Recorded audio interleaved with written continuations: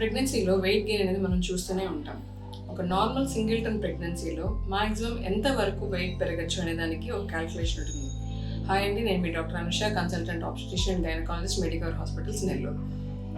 యూజువల్గా ఒక ప్రెగ్నెన్సీలో మాక్సిమం ఇంతవరకు వెయిట్ గెయిన్ అవ్వచ్చు అనేది ప్రీ ప్రెగ్నెన్సీ అంటే ప్రెగ్నెన్సీ ముందు వాళ్ళు ఎంత వెయిట్ ఉన్నారు అనే దాని మీద ఆధారపడి ఉంటుంది.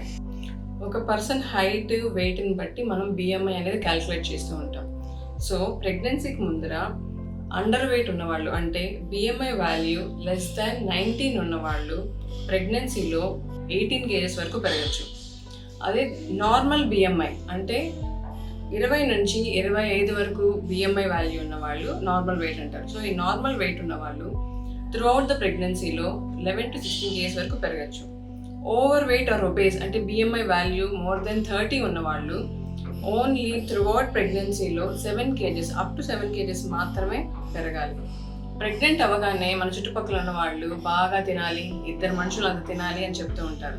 అలా కాదండి, మితంగా తింటూ lots of fruits, lots of protein, lots of fibre and vegetables include చేసుకొని అండ్ లెస్ కార్బోహైడ్రేట్స్ తీసుకొని లిమిటెడ్ వాకింగ్ అండ్ ఎక్సర్సైజ్ చేసుకుంటూ కంట్రోల్ వెయిట్ గెయిన్ కానీ చేయగలిగితే నార్మల్ అండ్ సేఫ్ డెలివరీకి ఛాన్సెస్ చాలా ఎక్కువ ఉంటుంది. Thank you.